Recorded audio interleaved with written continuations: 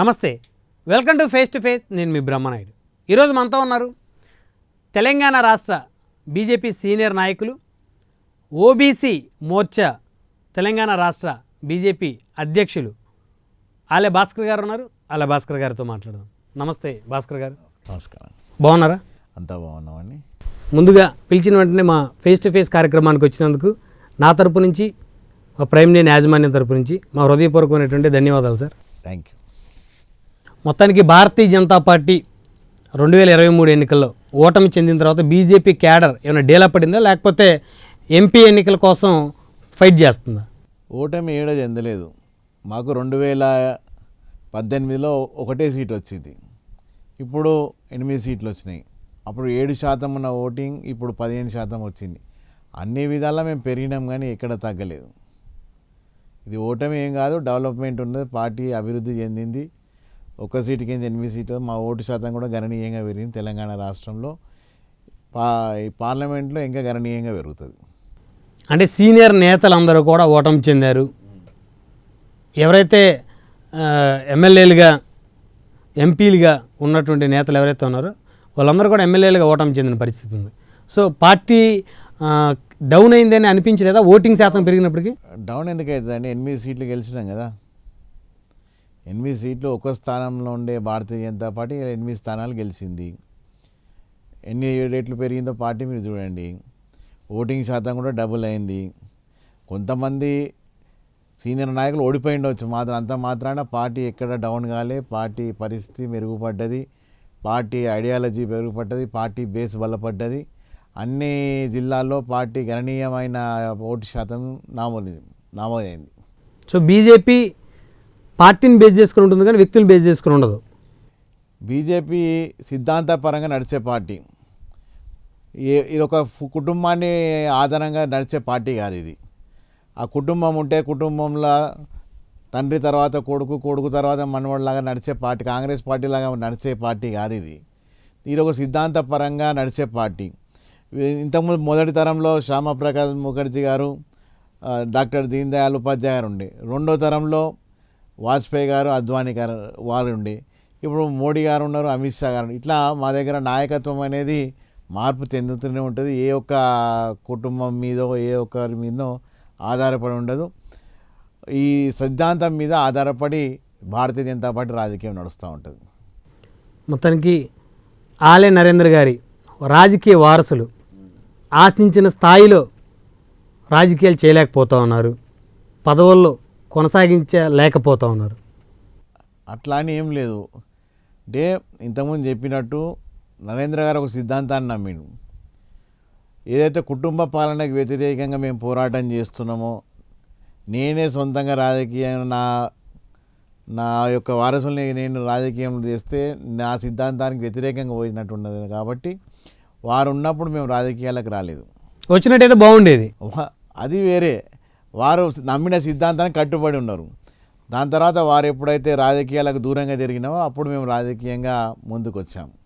కాబట్టి కొద్దిగా లేటుగా ఎంట్రీ అయినాం. కాబట్టి ఇప్పుడే మొదలవుతుంది మా ఇన్నింగ్స్. ఖచ్చితంగా ముందుకెళ్తాం. సరే, ఆలే నరేంద్ర గారికి టైగర్ నరేంద్ర అనే పేరు ఎలా వచ్చింది? ఈనాడు ఏదైతే పాత బస్తీలో ఈ మతతత్వవాదులు ఉన్నారో వీళ్ళ అరాచకాలకు గట్టిగా ఎదురొడ్డి నిలబడ్డది నరేంద్ర గారు. వీళ్ళకి అడ్డు అదుపు లేకుండా ఏ పండుగ చేసుకున్నా పాత బస్తీలో పెళ్ళి ఊరేగింపు అయినా కానీ చేసుకోలేని పరిస్థితులు ఆనాడు ఉండేటివి. ఇప్పటికి ఉన్నాయి, అంటే ఆ స్థాయిలో లేవు. ఆనాడు వాళ్ళందరినీ ఎదిరించి హిందువులంతా ఏకం చేసి వీళ్ళందరినీ విరోచితంగా పోరాడినందుకు వారికి అందరు ప్రజలు ఆయన టైగర్ అన్నారు. ప్రజలందరూ ఇచ్చిరు ఆయన టైగర్ బిరుదు. ఆయన పెట్టుకోలేదు. ప్రజలందరూ కలిసి వాళ్ళకి అండదండగా హిందువులందరినీ ఏకతాటిపై తెచ్చి హిందుత్వం మీద పోరాటం చేసి హిందువులంతా సంఘటితం చేసినందుకు వాళ్ళందరూ ఆయన ధైర్యానికి మెచ్చి టైగర్ అని పిలవడం జరుగుతుంది. భాస్కర్, మీరు చిన్నప్పుడు చూసినటువంటి సంఘటనలు, పాత బస్తీలో హిందూ ముస్లింకి సంబంధించినటువంటి వివాదాలు చెలరేగినప్పుడు మీ నాన్నగారు ఆలే నరేంద్ర గారు ఆ వివాదాలను పరిష్కరించిన తీరు కానీ, మజ్లిస్ పార్టీలకి ఎదురు వెళ్ళినటువంటి పరిస్థితులు కానీ ఏమన్నా షేర్ చేసుకుంటారా? ఖచ్చితంగా. పాత బస్తీలో పుట్టిన ప్రతి పిల్లగాడు కూడా ఆ టైంలో పుట్టిన ప్రతి వాడు కూడా ఈ మత కలహార బారిన పడ్డవారు దాదాపుగా. ఎప్పుడైతే ఈ షాబాను కేసు అని హైదరాబాద్లో మత కలహాలు స్టార్ట్ అయిన 1980 నుండి మెయిన్గా ఒక వర్గం వారు వాళ్ళకు తీర్పు వ్యతిరేకంగా వచ్చిందని సుప్రీంకోర్టులో హైదరాబాద్లో అల్లకల్లోలం సృష్టించారు. ఏ ఇయర్ సార్? 1980. అప్పటి నుండి ఇక్కడ మత కలహాలకు పెట్టింది పేరైంది. 1980 నుండి నిరంతరంగా 7-8 ఏళ్ల పాటు మత కలహాలు సాగినాయి హైదరాబాద్లో. హిందువులకి ముస్లింలకి మధ్య, ముస్లింలకు మధ్య చంపుకున్నారు, అన్నీ అయినాయి. అప్పుడు ఎంత పిల్లవాడైనా తనని తాను కాపాడుకోవడానికి చేతిలో రాయి పట్టడమో కత్తి పట్టుకోవడమో జరిగింది తప్పనిసరి పరిస్థితుల్లో. అటువంటి పరిస్థితులు పాత బస్సులు ఉన్నాయి కాబట్టి ఒక వర్గం వారు వాళ్ళు చేసే దాన్ని ఎదుర్కొన్న సందర్భంలో అక్కడ ఉన్న హిందువులందరూ కూడా నరేంద్ర గారి నాయకత్వంలో నరేంద్ర గారు వాళ్ళకు అండగా నిలబడి ఉన్నందుకు వారికి ఇప్పటి కూడా పాత బస్సులు అందరూ కూడా నరేంద్ర గారిని ఇంకా గుర్తు చేసుకుంటారు. వారు నూరిపోసిన ధైర్యమే ఇప్పుడు కూడా పాత బస్సులు అనేక మంది నాయకులు వాళ్ళ స్ఫూర్తితోటే ఇప్పుడు కూడా పాత బస్సుని అంటుపెట్టుకొని పాత బస్సులు కొనసాగుతూ అక్కడ హిందువుల పక్షాన్ని నిలబడతానికి ఈ కాషాయ జెండా భారతీయ జనతా పార్టీ అండగా ముందుకు సాగుతున్నారు. ఆలే నరేంద్ర అనే పర్సనాలిటీ లేకపోతే పాత బస్తీలో హిందువులు స్వేచ్ఛగా బతికే పరిస్థితి కానీ అక్కడ అసలు ఉండేటువంటి పరిస్థితి కానీ ఉండేది కాదు అని అప్పటి కథలుగా చెప్పుకుంటారు. వారి ధైర్య సాధనలు ఇప్పటికి కూడా చాలామంది చెప్పుకుంటారు. చాలా ప్రాంతాలలో వారు చేసిన సాహసాలు కానీ పోరాటం కానీ ఇప్పటికి పాత బస్సులో అప్పటి వారిని ఎవరిని అడిగినా చెప్తారు. వారు అండగా నిలబడి అందరిని ఒక ధైర్యం చేశారు. మనం ఈ బస్తీ మనది, ఇది ఎవరు వచ్చినా నేను మీకున్నా, మీరు ధైర్యంగా ఉండండి అని చెప్పి వారు అందరినీ ప్రోత్సహించి పాత బస్తీని ఎవరు ఇడవద్దు, ఇది మనది అని చెప్పి ధైర్యంగా ఆనాటి నుండి ఈనాటి వరకు అదే ధైర్యంతో ఆనాటి నుండి యువకులు కానీ ఇప్పుడు కూడా ఇంత వాళ్ళ జనాభా పెరిగినప్పుడు కూడా పాత బస్తీలా ఇప్పటికీ హిందువులు అదే స్ఫూర్తితోటి అదే ఐక్యమతంతో వెలుగుతున్నారంటే ఆనాడు వారు వేసిన బీజాలే ఇప్పుడు యువత కానీ ఇప్పుడున్న అందరూ కానీ హిందువులు కానీ మొత్తం అదే స్ఫూర్తితో ముందుకు కొనసాగుతున్నారు. భాస్కర్ గారు, వాళ్ళని ఎదిరించే క్రమంలో ఎప్పుడైనా నరేంద్ర గారి మీద అటాకులు జరిగాయి? చాలా సందర్భాల్లో జరిగినాయి. ఇప్పుడు మీ ఇంటి మీదకి మీద కూడా జరిగినాయి. ఇంటి మీద జరిగినాయి, వారి వాహనం మీద అటాక్ జరిగినది. అనేక సార్లు జైలుకు పాల్గొనడం జరిగింది. దాదాపుగా మత కళాలు వచ్చిన ప్రతిసారి వారిని జైల్లో బంధించడం జరిగింది. చాలాసార్లు అటాకులు కూడా అయినాయి. ఆ ఎలక్షన్ల సందర్భంలో మత కళాల సందర్భంలో చాలా సందర్భంలో వాళ్ళ మీద అటాకు, ఐఎస్ఐ థ్రెట్స్ వచ్చినాయి వాళ్ళ మీద. జాగ్రత్తగా ఉండండి పోలీసులు, ఎప్పటికప్పుడు మీ మీద ఐఎస్ఐ దాడి చేయబోతుందని కూడా చాలా థ్రెట్స్ వచ్చినాయి. వాళ్ళకి మతతత్వాలు మీ మీద గురిపెట్టినారు. అయినా వారు చెదరక బెదరక ఒంటరినే వారు వెళ్తుండే. వాళ్ళే సెల్ఫ్ డ్రైవింగ్ తోటి వారి డ్రైవింగ్ తోటే వెళ్తుండే, వారి డ్రైవింగ్లో సెల్ఫ్ డ్రైవింగ్ తోటినే వస్తుండే. ఎప్పుడు మంది మార్వడంతో వాళ్ళు తిరిగింది ఎప్పుడు లేదు. సరే, ఇప్పుడు నరేంద్ర గారికి 2 కుమారులు 1 కుమార్తె. అవును. సో మీ మీద ఎప్పుడైనా, ఎందుకంటే మీ నాన్నగారి మీద దాడి చేయలేని పరిస్థితుల్లో పిల్లల్ని ఏదైనా ఇబ్బంది పెట్టాలనే క్రమంలో మజ్లిస్ నేతలు ఎప్పుడైనా మీ మీద అటాకులు చేసిన పరిస్థితి? అటువంటిది ఏం జరగలేదు. కాకపోతే వారు చూపెట్టిన బాటల్లో మేము కూడా ప్రయాణం జరిగింది. మా బ్రదర్ కూడా అనేక కేసులు ఉన్నాయి, ఆయన మీద కూడా నా మీద కూడా అనేక కేసులు ఉన్నాయి. ఎక్కడ కమ్యూనల్ ఇష్యూ అయినా మేము ఆ ప్రజల పక్షాన నిలబడడం జరుగుతుంది. దానికి ప్రతిఫలంగా మా మీద కేసులు అవ్వడం కూడా పరిపాటి అయిపోయింది. ఎప్పుడు భయం అని అనిపించలేదా మళ్ళీ ఏమైనా చేస్తారేమో మజ్లిస్ నేతలు? ఎందుకంటే పాత బస్తీలో ఎక్కువ జనాభా వాళ్ళు ఉన్నారు కాబట్టి. ఇప్పుడు 10 మందికి ధైర్యం చెప్పేవాళ్ళం మేమే భయపడితే ఎట్లా? సో చిన్నప్పటి నుంచి మీ నాన్నగారు మీకు ధైర్యం నూరిపోసారు. సో ఏం జరిగినా కూడా మేము సింగిల్గానే తిరుగుతాము. ఏం జరిగినా మనం సిద్ధంగా ఉంటాం. ఏం జరుగుతుందండి, ఏం జరగదు. జరిగితే మేము ఏం చేయాలో మేము కూడా చేస్తాం కదా. సో మీరు కూడా అన్నిటికీ సిద్ధంగా ఉన్నాం. సో ఆలయ నరేంద్ర గారు కేంద్ర మంత్రి స్థాయికి వెళ్ళారు. 2014లో చనిపోయారు అనుకుంటా. అవునండి. సో ఆ తర్వాత రాజకీయంగా ఎప్పుడు మీరు కానీ మీ సోదరుడు జితేంద్ర గారు కానీ ఎప్పుడు వచ్చారు రాజకీయాలకు? జితేంద్ర గారేమో కార్పొరేటర్గా, గౌలీపుర కార్పొరేటర్గా, యువమోర్చా సిటీ అధ్యక్షుడిగా పనిచేస్తాను. నేనేమో స్టేట్ ఎగ్జిక్యూటివ్గా పనిచేసి భాగ్యనగర్ గణేష్ ఉత్సవ సమితిలో కానీ, మా పాత బస్తీలో జరిగే ఉమ్మడి దేవాలయాల కమిటీలో కానీ ధార్మిక కార్యక్రమాల్లో పాల్పంచుకుంటూ క్రమంగా 2020లో ఓబీసీ మోర్చా రాష్ట్ర అధ్యక్షునిగా 2020 నుండి కొనసాగుతున్నాను. సో మీరు మీ బ్రదర్ ఎలా ఉంటారు? అంతే బాగుంటాం. ఇద్దరం కలిసే ఉంటాం. ఇద్దరం కలిసే ఏ కార్యక్రమం కలిసి నిర్వహిస్తాం. హనుమాన్ శోభయాత్ర ఇద్దరం కలిసి చేస్తాము, బోనాలు అన్నీ, ఏ పండుగ అయినా అక్కడ ఉన్న బస్తీవాసులు అందరితోటి కలిసిమెలిసి అందరం చేసుకుంటాం. హైదరాబాదులో పాత బస్తీలో మజ్లిస్ నేతల్ని ఎదుర్కొని టైగర్ నరేంద్రగా పిలిపించుకున్నటువంటి ఆలయ నరేంద్ర గారి కుమారులకి భారతీయ జనతా పార్టీ ఏమి ఇచ్చింది, ఏ పదవులు ఇచ్చింది, ఏ సీట్లు ఇచ్చింది? పార్టీ ఏమి ఇచ్చింది అనుకుంటా, పార్టీకి మేము కూడా మా వంతు సేవ మేము కూడా చేస్తున్నాం. పార్టీ ఏమి ఇచ్చింది అనుకుంటే వారు ఏదైతే బాట చూపెట్టిరో ఆ బాటలు మేము ఇప్పటికీ నడుస్తున్నాం. అందరికీ అన్నీ రావాలని ఏమీ లేదు, కానీ ఒక దారి అనుకున్నప్పుడు ఆ దారిలో ప్రయాణం చేయడం, వారు చూపెట్టిన బాటలు నడవడం మా కర్తవ్యం. అదే దాంట్లో మేము కొనసాగుతున్నాం. సో మీ బ్రదర్ కానీ మీరు కానీ ఎప్పుడు టికెట్లు అడగలేదా? మా బ్రదర్కి మలక్పేట ఎమ్మెల్యే టికెట్ ఇచ్చారు. మా బ్రదర్ ఒకసారి కార్పొరేటర్ అయినాడు, మా తల్లిగారు ఒకసారి కార్పొరేటర్ అయినారు, మా మిస్సెస్ ఇప్పుడు కార్పొరేటర్గా ఉన్నది. అట్లాంటిదేమో పార్టీ నుండి మాకేం ఇబ్బంది లేదు. సో మొత్తానికి నెక్స్ట్ రేపు పార్లమెంట్ ఎన్నికల్లో మీరు జహీరాబాద్ నుంచి సీట్ కన్ఫర్మ్ అయినట్టేనా? గట్టిగా ప్రయత్నం చేస్తున్నాను, గట్టిగా పార్టీ కూడా చేస్తారని ఆశిస్తున్నాను. అంటే జహీరాబాద్ పార్లమెంట్ టికెట్ బీజేపీ మీకు ఇవ్వాలని ఆలోచన చేయడానికి మీకున్న సోర్సెస్ ఏంటి, మీకున్న బలాలేంటి? నేను 2014లో కూడా ఈ టికెట్ కోసం ప్రయత్నం చేసినాం. అప్పుడు కూడా అంతకుముందు 2-3 సంవత్సరాలు బాగా అక్కడ పార్టీ కార్యక్రమాల్లో చురుగ్గా పాల్గొన్నాను.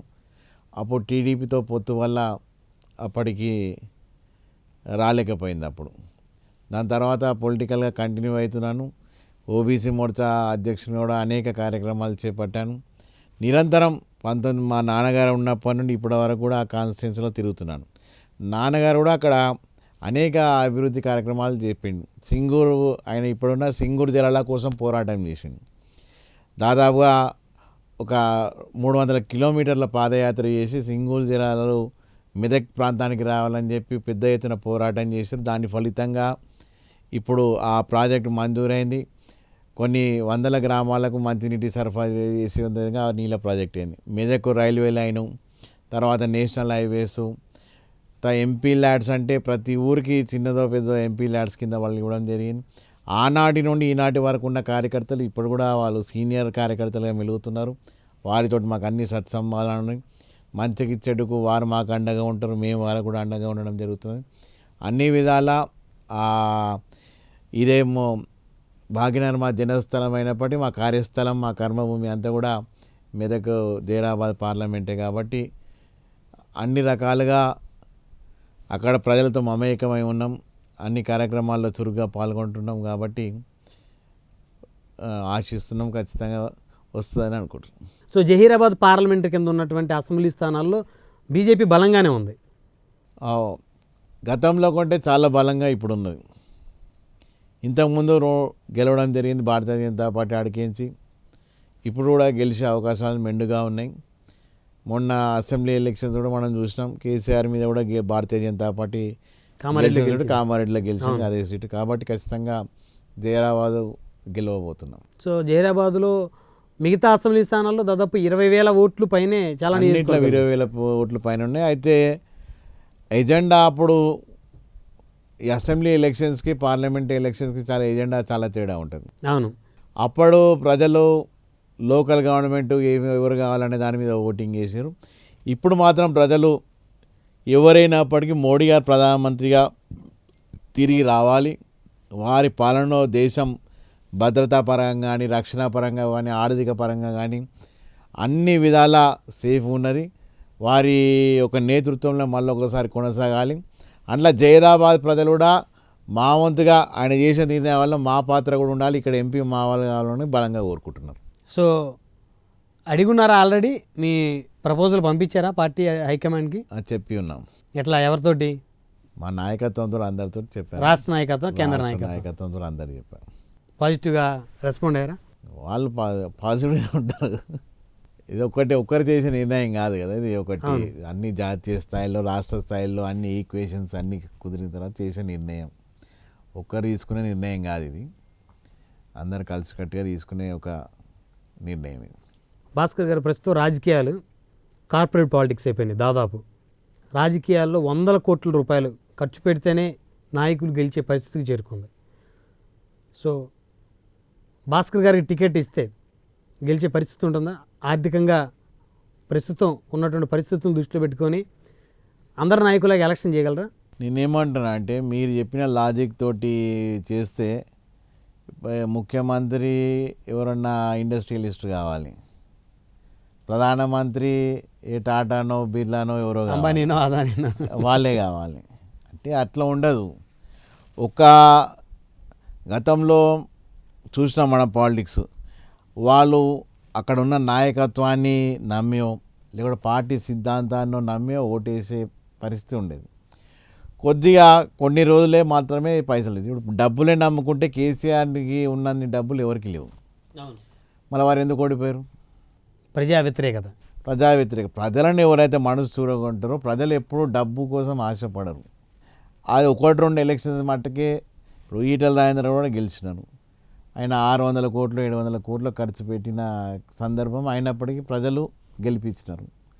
అటువంటి సందర్భాలు ఉంటాయి. మా భారతీయ జనతా పార్టీ అనేక ప్రయోగాలు చేసింది. ఒక సాధారణమైన మహిళను కూడా నిలబెడితే బ్రహ్మాండంగా గెలిచి వచ్చింది. సాధారణ ఒక ఛాయ్ అమ్ముకునే వ్యక్తిని వాళ్ళ ప్రధానమంత్రి స్థాయికి భారతీయ జనతా పార్టీ తెచ్చింది. మా లక్ష్మణ్ గారు కానీ, సంజయ్ గారు కానీ, కిషన్ రెడ్డి కానీ వీళ్ళు చిన్న చిన్న స్థాయికి నుంచి వచ్చారు. ఎవరు కోటీశ్వరులు అయ్యి రాజకీయాలకు వచ్చి కోట్లు గుమ్మరించి రాజకీయం చేయలే. వాళ్ళంతా బీజేపీ నేతలు ప్రజలతోటి ఉండి ప్రజలతోటి మమేకమై ఎలక్షన్కి అవసరమైన ఖర్చు మేము కూడా పెడతాం, అందరూ పెడతారు, అది వేరే. కానీ కోటీశ్వరులు ఉంటేనే రాజకీయాలు అంటే వాళ్ళు వ్యాపారం ఇప్పుడు 1 కోటి పెడితే 10 కోట్లు చేసిన వాళ్ళు వ్యాపారవంతులు. అవును. మేమేమంటాం, మేము నిరంతరం 24 గంటలు ప్రజలకు సేవ చేస్తానికి వస్తున్నాం, వ్యాపారం చేస్తానికి వస్తలేము. ఏ వ్యాపారవేత్తనే ఇవాళ 10 కోట్లు 100 కోట్లు ఖర్చు పెడితే 100 కోట్లకు 200 కోట్లు ఎట్లా తీయాలో ఆలోచన చేస్తాడు ఒక వ్యాపారవేత్త. ఈ 5 ఏళ్ళలో 100 కోట్లు ఖర్చు పెట్టినాము, 200 కోట్లు ఇళ్ళకి ఎట్లా తీయాలని ఆలోచన చేస్తాడు. మేము రాజకీయం ఎందుకు చేస్తున్నాం? ప్రజలకు సేవ చేయాలి, ప్రజల అండదండ ఉండాలి, ప్రజల కష్ట నష్టాల్లో వాళ్ళకి తోడుగా ఉండాలి, ప్రజలకు దైనందిన జీవితంలో ఏమైతే సమస్యలు ఉన్నాయో వాటిని వాళ్ళ కష్టాలను తీరుస్తందుకు రాజకీయంలోకి ఉన్నాం. డబ్బు ఖర్చు పెట్టేవాడు వ్యాపారవేత్త అవుతాడు కానీ ఈ ప్రజల నాయకుడు కాడు, ప్రజానాయకుడు కాడు ఎప్పటికీ. అంటే compare to other parties Bharatiya Janata party ఓటుకి డబ్బు మద్యం పంచే పరిస్థితులు చాలా తక్కువ అంటారు. లేదు, అసలు ఆ పరిస్థితులు భారతీయ జనతా పార్టీలో లేవు. ఇప్పుడు కేసీఆర్ కూతుర్ని నిజామాబాద్లో ఓడించినాం, మరి కేసీఆర్ అంత ధనవంతుడు ఎవరు లేరు కదా తెలంగాణలో. అవును. ఇప్పుడు కామారెడ్డిలో కేసీఆర్ని ఓడిపోయింది స్వయంగా. ఆయన ఎన్ని కోట్లు ఖర్చు పెట్టి ఉంటాడు? 1000 పెట్టే స్తోమత ఆయనకు ఉంది, ఉన్నది, మరి ఎందుకు ఓడిపోయాడు? ప్రజా వ్యతిరేకత. అంతే. ఇది కూడా రాజకీయం అనేది ప్రజల కోసమే ఉండాలి కానీ డబ్బు కోసం ఉంటే ఆ వ్యవస్థ సరిగా నడవదు. అది ఏమైనా తాత్కాలికమైనప్పటికీ ఇవాళ ఈ ఎలక్షన్లో 100 కోట్లు పెట్టినాడు, వచ్చే ఎలక్షన్ 200 కోట్లు పెట్టాలి కదా ఖచ్చితంగా. ఎట్లకేం తెస్తాడు? ప్రజలను ముంచాలి కదా, ప్రజలను ముంచో తేవాలి, అక్రమాలు చేసో తేవాలి, లేకుంటే కబ్జాలు చేసో పబ్లిక్ని టార్చరింగ్ చేసో అది కలెక్షన్ చేయాలి. అట్లాంటి నాయకులు అవసరం. ప్రజలకు నిరంతరం అందుబాటులో ఉండి ప్రజల కష్టసుఖాలు తీర్చే నాయకుడు అవసరం. ప్రజలకు స్పష్టంగా ఉన్నారు. డబ్బు ఒక అంశం మాత్రమే, కంప్లీట్గా డబ్బు అనేది మాత్రం నేను ఒప్పుకోను. ఆలయ భాస్కర్ గారికి భారతీయ జనతా పార్టీలో గాడ్ ఫాదర్ ఎవరు? రాజకీయం వల్ల గాడ్ ఫాదర్ అంటే ఏం లేదు. భారతీయ జనతా పార్టీలో ఎవరికి గాడ్ ఫాదర్ ఉండరు. అందరికి మోదీ గారు గాడ్ ఫాదర్. అందరికీ పార్టీ సిద్ధాంతమే, పార్టీ అధినాయకత్వం ఏది చెప్తున్నా అదే గాడ్ ఫాదర్. అంతా వాళ్ళు పార్టీ నాయకత్వం ఏది చెప్తే దాన్ని ఫాలో అయ్యేవారే అంత ఉంటారు. సో భారతీయ జనతా పార్టీకి ఎందుకు ఓటు వేయాలి? భారతీయ జనతా పార్టీ 2014లో అధికారంలోకి వచ్చినప్పటి నుండి, దాదాపుగా మోడీ గారు వచ్చినప్పటి నుండి ఇప్పటివరకు చూసుకుంటే, అంతకుముందు పేపర్లో రోజు హెడ్లైన్స్ ఏమొస్తుండే, ఇన్ని వేల కోట్ల అవినీతి, ఇక్కడ బాంబు పేలింది, అక్కడ బాంబు పేలింది, పాకిస్తాన్ సైనికులు మన ఆక్రమించిర్రు, బంగ్లాదేశ్ నుంచి మనకు సరిహద్దుల్లో కాల్పులు జరిపిర్రు, ఎక్కడ ఐఎస్ఐ కుట్రల బాంబేలో అన్నీ. అంటే భారతదేశ పరిస్థితి ఎట్లున్నదంటే ఎవరిదైనా వచ్చి ఏదైనా చేసుకునే పోయే పరిస్థితి ఉండే. నరేంద్ర మోడీ గారు వచ్చిన తర్వాత బాంబు పేలుళ్ళు అనేటివి లేవు. అరాచక శక్తులను అరికట్టిండి ఆయన. ఒక్క తూట పాకిస్తాన్ వాడు వెలిస్తే ఇవాళ విచక్షణారహితంగా కాల్పులు జరపమన్నాడు. ఆయన ఒక సభలో చెప్పిండు, ఒక్క బుల్లెట్ వేయకుండా నేను పాకిస్తాన్ని చిప్ప చేతిలో పట్టుకొని ప్రపంచం చుట్టూ తిరిగేటట్టు చేస్తా అని చెప్పిండు. ఇవాళ నిజమవుతుంది. ఒక కిలో ఆటా కోసం కూడా అక్కడ ప్రజలు కిలోమీటర్ లైన్లు కట్టే పరిస్థితి అలా పాకిస్తాన్లో ఉన్నది. ప్రతి దగ్గర వాళ్ళ ప్రధానమంత్రి కూడా మాకు అప్పియండి అని చెప్పి ప్రపంచ నేతల చుట్టూ తిరిగే పరిస్థితి అలా పాకిస్తాన్లో ఉన్నది. ఇవాళ పాకిస్తాన్ అనే దేశం భారతదేశం అనే పేరింటనే భయపడే స్థాయికి చేరుకున్నది. ఇవాళ ఆర్థికంగా మన వ్యవస్థ ఆనాడు 11వ స్థానంలో ఉంటే ఇలా ప్రపంచంలోనే 5వ స్థానంలో ఉన్నది. రక్షణ పరంగా మనం బుల్లెట్ కూడా బయటికి కోసం కొన్ని తెచ్చుకుంటుండే. ఇవాళ వేల కోట్ల రూపాయలు మనమే ఎగుమతి చేస్తున్నాం. ఇవాళ చంద్రుని మీద కూడా మనము ఇస్రో వాళ్ళు చంద్రుని కూడా పరిశోధన చేసే స్థాయికి వచ్చాం. నిన్న కూడా సూర్యుని మీద ఏదైతే ప్రయోగం చేసినామో అది కూడా సక్సెస్ అయింది. అన్ని రంగాల్లో ఇవాళ సామాన్యుడు ఒక స్త్రీ కట్టెల పొయ్యి మీద వండితే తను ఆరోగ్యం చెడిపోతుందని 100 సిగరెట్ల పొగ పీలుస్తుందని ఇవాళ ఉజ్వల కింద వాళ్ళందరికీ గ్యాస్ సిలిండర్లు ఇచ్చిండు. ఇవాళ మహిళలు సాయంత్రం దాకా తమ కార్యక్రమాలను తీర్చుకోవాలంటే కాలకృత్యాలు తీసుకుని సాయంత్రం దాకా ఆగే పరిస్థితి ఉండొద్దని చెప్పి స్వచ్ఛ భారత్ కింద ప్రతి ఒక్కరికి టాయిలెట్లు కట్టించిండు. ఇవాళ 4 కోట్ల ఇల్లులు ఆవాస్ యోజన కింద 4 కోట్లు అంటే ఇది చాలా ప్రపంచ దేశాల జనాభా కంటే ఎక్కువ సంఖ్య అది. ఇవాళ ప్రతి ఎకరానికి దాదాపుగా 9,000 రూపాయల సబ్సిడీ ఎరువుల మీద ఇస్తున్నాడు. డిఏపి కానీ ఎరువు కానీ. అంటే భూమి ఉన్నా భూమి లేకున్నా కౌలు రైతు కానీ భూమి ఉన్న రైతు కానీ వారికి 9,000 రూపాయలు ఒక ఎకరాన్ని పండించే పంట మీద వాళ్ళకి సబ్సిడీ దొరుకుతుంది. ఇవాళ కొనే ప్రతి గింజ ఇవాళ నరేంద్ర మోడీ గారు పండించిన ప్రతి గింజ కొంటున్నది అంటే కేంద్ర ప్రభుత్వం నరేంద్ర మోడీ గారు. ఇవాళ ప్రతి ఒక్కరికి 5 కిలోల బియ్యం ఉచితంగా కరోనా సమయంలో మనం చూసినాం. లాక్డౌన్ అయ్యి అనేక మంది అనేక అవస్థలు పడ్డారు. నా దేశ ప్రజలు ఆకలితోటి ఉండొద్దు, ఎవరు కూడా ఎంత పేదవాడైనా ఆకలితోటి ఉండొద్దు అని చెప్పి ప్రతి కుటుంబానికి 5 కిలోల బియ్యం ఇస్తూ గత 2.5 సంవత్సరాల నుండి దాన్ని ఇస్తున్నాడు. ఇంకా 5 సంవత్సరాలు కూడా దాన్ని ప్రకటించి నరేంద్ర ఇంకా 5 సంవత్సరాలు కూడా దాన్ని ఇవాళ హైవేస్ తీసుకోండి మీరు. ఇవాళ ఇక్కడ నుండి హైదరాబాద్కి నుంచి ఏ మూలకు పోయినా తెలంగాణలో ఏ మూలకు పోయినా 2-3 గంటల వ్యవధిలో మనం పోవచ్చు. ఇవాళ ఎయిర్పోర్ట్లు సంఖ్య డబుల్ అయింది, మెడికల్ కాలేజీల సంఖ్య డబుల్ అయింది. ఇవన్నీ నరేంద్ర మోదీ గారి నాయకత్వంలో జరిగినాయి. మీకేమైనా అనుమానం ఉందా? మరి మీరు ఎందుకు వీటిని ప్రమోట్ చేసుకోవడంలో ఫెయిల్ అవుతున్నారు భారతీయ జనతా పార్టీ? ప్రజలకు అందరికీ తెలుసు. వారెందుకు ఏమంటున్నారంటే స్థానికంగా మాకు కొన్ని ఉన్నాయి, మేము స్థానిక ఎలక్షన్లో మేము ఎవరికైనా ఓటేసినాం, జాతీయ స్థాయి ఎలక్షన్ లోక్సభ కాబట్టి ఖచ్చితంగా నరేంద్ర మోడీ గారికి ఇస్తామంటున్నారు. ఇప్పుడు అయోధ్య రామ మందిరం మీద మీ అభిప్రాయం ఏంటి? అయోధ్య రామ మందిరం ఈ దేశ యొక్క స్వాభిమానానికి, ఈ దేశ యొక్క సంస్కృతికి అదొక చిహ్నం. అది ఇప్పుడు భారతదేశము ఒక హిందూ మెజారిటీ దేశం. అవును, 80% హిందువులు ఉన్నారు. ఇంతమంది హిందువుల దగ్గర గత 500 సంవత్సరాల నుండి ఒక దురాక్రమణదారుడు దాన్ని ధ్వంసం చేసి రాముడు పుట్టిన చోటిని ఒక మసీదుగా మార్చి దాన్ని హిందువులు దాదాపుగా 15 యుద్ధాలు చేశారు. దాదాపుగా 1,00,000 మంది ఇప్పటివరకు ప్రాణాలు కోల్పోయారు. ములాయం సింగ్ ఉన్నప్పుడు కరసేవలో హిందువులను పిట్టలు కాల్చి ఆ సరియు నదిలో పడేసారు. ఆనాడు నరేంద్ర గారి నేతృత్వంలో ఇక్కడున్న బృందం అంతా కలిసి ఆ బ్యారికేడ్లను ఆ రక్షణ కవచాన్ని ఛేదించి ఆ కట్టడం వరకు కూడా దూసుకుపోయారు. అటువంటి ఆయన ధైర్య సాహసం అటువంటివన్నీ ఒక పిలిపిచ్చిరు. ఆ కట్టడం దగ్గర చేరుకోవాలన్నప్పుడు వాళ్ళు అనేక నడక యాత్ర ద్వారా చేసి అడవుల పొంటి నడిచి ఎటువంటి దాదాపుగా అంత పోలీసులు లక్షల బలగాళ్ళు తూటాలు పీల్చినా కానీ ఎట్టి పరిస్థితుల్లో అక్కడ చేరుకోవాలని చేరుకున్నారు. అంటే ఈ హిందువుల యొక్క ఒక స్వాభిమానం అది. 500 సంవత్సరాలకు పోరాడినామంటే ఈ దేశంలో హిందువుల స్థితి ఎట్లుందో అర్థం చేసుకోవాలి.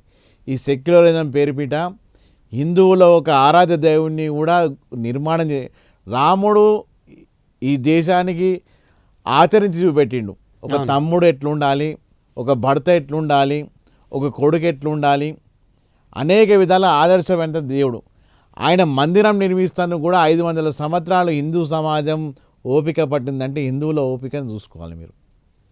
ఈనాటికి కూడా వాళ్ళు ఎన్నడూ కూడా ఎవరి మీద అటాక్ చేయలేదు హిందువులు. ఒక శాంతియుత పద్ధతిలో కోర్టు ఇచ్చిన తీర్పు ద్వారా ఇవాళ మందిరాన్ని కట్టుకుంటున్నాను. ఏడ అసహనానికి లోను కాలే 500 సంవత్సరాల నిరీక్షణ ఫలిస్తున్నాం.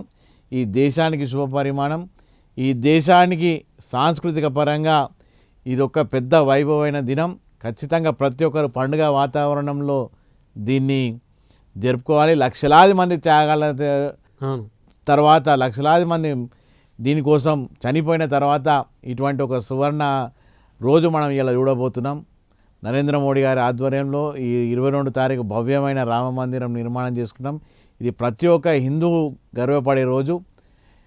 ప్రపంచం మొత్తం ఎదురు చూస్తున్నటువంటి వేడుకను కళ్ళారా చూస్తేందుకు దేశ విదేశాల్లోకించి కూడా రాముని మందిరాని కోసం ఇవాళ చూస్తున్నది మనం కళ్ళ ముందు కనబడుతుంది. ఒక భవ్యమైన రోజుకు సాక్షి అయినందుకు మనం అందరం కూడా ఆనందించాలి. భాస్కర్ గారు, మీ నాన్నగారు ఆలయ నరేంద్ర గారికి మాజీ ముఖ్యమంత్రి కేసీఆర్ గారికి ఒకప్పుడు మంచి సాన్నిహిత్యం ఉండేది. వాళ్ళిద్దరి మధ్య ఆ రిలేషన్ బ్రేక్ అవ్వడానికి ప్రధాన కారణం ఏంటి? మీ నాన్నగారు మరణం తర్వాత కేసీఆర్ గారు ఎప్పుడన్నా మిమ్మల్ని కానీ మీ సోదరుని కానీ ఆయన పార్టీలోకి ఆహ్వానించారా? అటువంటి ఏం సందర్భం రాలేదు, అటువంటిది ఏం జరగలేదు. కాకపోతే రాజకీయం అన్నాక ఒకరినొకరు సహజంగా దెబ్బతీసే ప్రయత్నంలో నరేంద్ర గారిని దెబ్బతీసినాను. కేసీఆర్ గారు తీశారా? అంతే కదండి. అంటే కేసీఆర్ గారి మద్దతుతోనే కదా ఆ రోజు మీ నాన్నగారికి. కేసీఆర్ మద్దతుతో ఎట్లా అంటారు? నరేంద్ర గారి మద్దతుతో ఢిల్లీలో వారికి ఏం తెలుసండి? ఢిల్లీలో ప్రతి గడపకు వాళ్ళు తీసుకుపోయారు, ప్రతి పార్టీ దగ్గరికి వాళ్ళు తీసుకుపోయారు. ఢిల్లీకి తీసుకుపోయి నెలలు వారు మా ఇంట్లోనే ఉన్నారు. ఢిల్లీలో ప్రతి జాతీయ పార్టీకి నుంచి ప్రాంతీయ పార్టీకి నుంచి సంఘ కార్యాలయానికి ప్రతి దగ్గరికి నాన్నగారు తీసుకెళ్ళాను.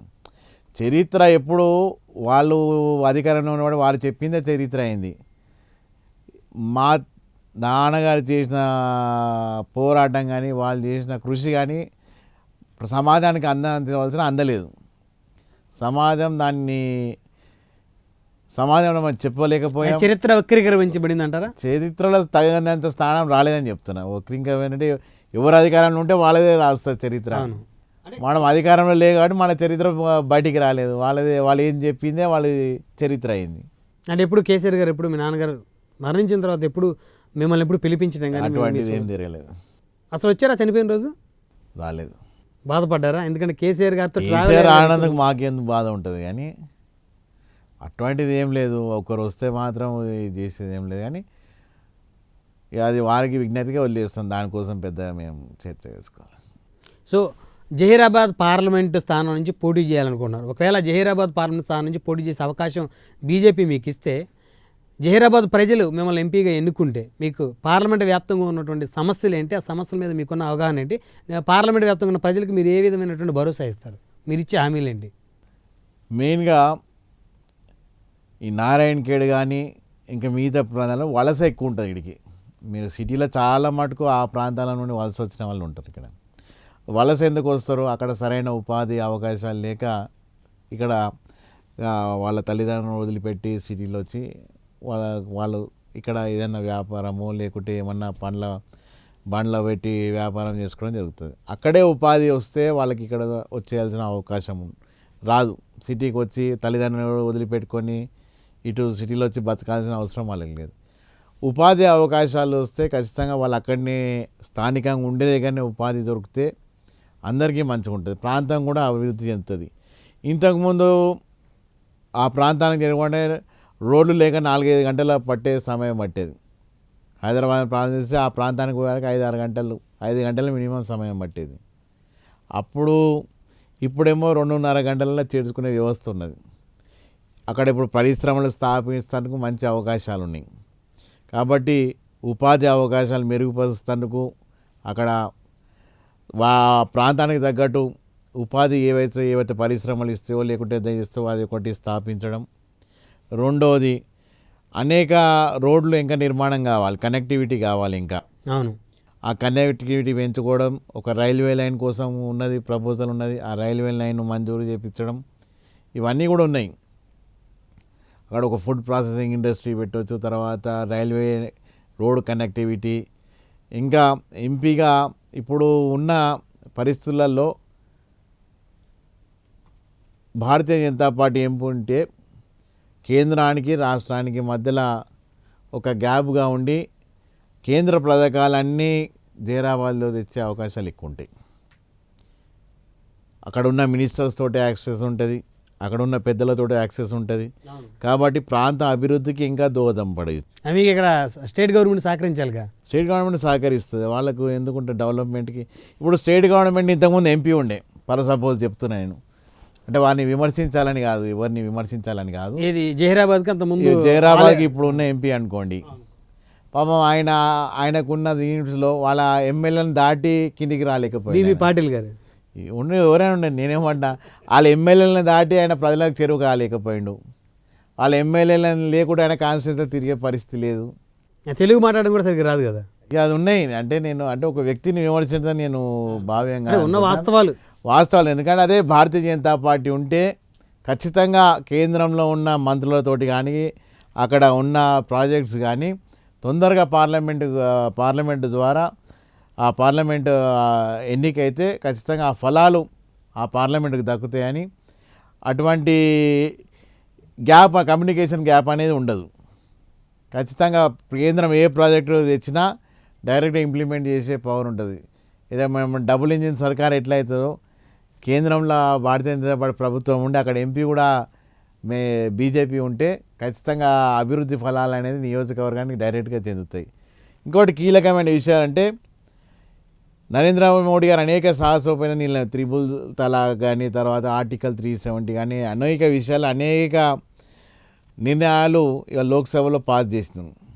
అక్కడ ప్రజలకు ఏముందంటే ఈయన ఇన్నిగాన సంచలనాల నిర్ణయాలు తీసుకుంటున్నాడు, మంచి నిర్ణయాలు తీసుకుంటున్నాడు. ఇక్కడ ఎంపీ వస్తే మా ప్రతినిధి కూడా ఓటేస్తే నరేంద్ర మోడీకి కూడా మేము కూడా సహాయం చేసినట్టు ఉంటుంది. మా ప్రతినిధి కూడా ఆయన చేసే నిర్ణయాలకు ఇంకా మంచి నిర్ణయాలు తీసుకోవాలి, దానికి ఇంకా ఎక్కువ సంఖ్యలో పంపిస్తే ఇంకా మంచి నిర్ణయాలు తీసుకుంటాడు మోడీ గారని వాళ్ళలో ఒక ఆశ ఉన్నది. కాబట్టి జహీరాబాద్ ప్రజలకు భారతీయ జనతా పార్టీ ఎంపీ ఉంటే ఖచ్చితంగా ఇప్పుడున్న దానికంటే గతంలో నరేంద్ర గారు ఎట్లయితే ఎంపీ ల్యాడ్స్ అంటే ఏముంటుందో, తర్వాత అనేక నీటి ప్రాజెక్ట్స్ ఎట్లా తెచ్చిండో, అక్కడ రైల్వే ట్రాక్ కానీ రోడ్స్ కానీ ఎట్లా అభివృద్ధి చేసిండో అంతకంటే డబుల్గా ఇప్పుడు చేసే అవకాశం ఉన్నది. కాబట్టి ఖచ్చితంగా జహీరాబాద్కి మేలు జరుగుతుందని మేము కోరుకుంటాం. భాస్కర్ గారు, సాధారణంగా భారతీయ జనతా పార్టీ నాయకులందరూ కూడా ఎప్పుడు ఫుల్ టైం పాలిటిక్సే, అంతే కంపారిటివ్ మిగతా నాయకులు వ్యాపారాలతో పాటు రాజకీయం. సో మీరు ఫుల్ టైం పాలిటిక్స్ అనే ఉన్న వ్యాపారాలు ఉన్నాయా? బతుకు తెరువు కోసం వ్యాపారాలు ఉన్నాయి. సెటిల్మెంట్లా? అట్లా సెటిల్మెంట్లో వ్యాపారాలు అన్నా, నేను సెటిల్మెంట్లు అనలే. సో జీవనం నడుస్తానికి వ్యాపారాలు ఉన్నాయి, మన రాజకీయ వ్యవస్థ నడుస్తానికి వ్యాపారాలు చేసుకుంటూ రాజకీయం చేస్తున్నాం. ఆలయ నరేంద్ర గారు కేంద్ర మంత్రిగా ఉన్నప్పుడు సుమారు ఎన్ని వేల కోట్లు సంపాదించుంటారు? అదే వాళ్ళందరూ ఇప్పుడు తెలుసుకోవాలి ఏంటంటే ఆయన ఒక సిద్ధాంతాలమే నడిచిండు. ఆయన స్టేచర్కు సంపాదించుకోవాలంటే 1000 కోట్లు ఎప్పుడో సంపాదిస్తుండే. ఆయన ఉన్న స్థాయికి, ఆయన ఉన్న స్టేచర్కి సంపాదించాలి. ఆయన అవన్నీ నమ్ముకోలే, ఆయన సిద్ధాంతాన్ని నమ్ముకొని రాజకీయాలు చేసారు వాళ్ళు. డబ్బుల కోసం రాజకీయం ఎప్పుడు చేయలేవారు. సిద్ధాంతాన్ని నమ్మిండు, ఆ సిద్ధాంతం కోసమే చివరి ఊపిరి దాకా కొనసాగిండు. సో ఇప్పుడు తండ్రి బాటలో తనయులు, అంతే కదా. అప్పుడు వాళ్ళకు లక్ష్యం ఉండే, రామ మందిరం కావాలి, తెలంగాణ రావాలని లక్ష్యం ఉండే. మాకు కూడా ఒక లక్ష్యం ఉన్నది, ఈ తెలంగాణ రాష్ట్రంలో భారతీయ జనతా పార్టీ ప్రభుత్వం రావాలి, తర్వాత నరేంద్ర మోడీ గారి పథకాలు, నరేంద్ర మోడీ గారు చేసే సంక్షేమ పథకాలు తెలంగాణకు పూర్తి స్థాయిలో అందాలి. ఈ రెండింటి కోసం కృషి చేస్తాం. ధన్యవాదాలు అలా భాస్కర్ గారు. ధన్యవాదాలండి. మరిది చూశారు కదా, జహీరాబాద్ పార్లమెంట్లో తనకి అవకాశం ఇస్తే భారతీయ జనతా పార్టీ ఖచ్చితంగా ఎంపీగా గెలుస్తానని, జహీరాబాద్ పార్లమెంటరీ ప్రజలు తన ఎంపీగా గెలిపిస్తే పార్లమెంటు వ్యాప్తంగా ఉన్నటువంటి సమస్యలన్నీ తీరుస్తానని చెప్తున్నారు భారతీయ జనతా పార్టీ సీనియర్ నేత ఆలయ భాస్కర్ గారు. మరొక వారం మరొక అతిథితో మళ్ళీ కలుద్దాం. చూస్తూనే ఉండండి, కీప్ వాచింగ్ ప్రైమ్ న్యూస్.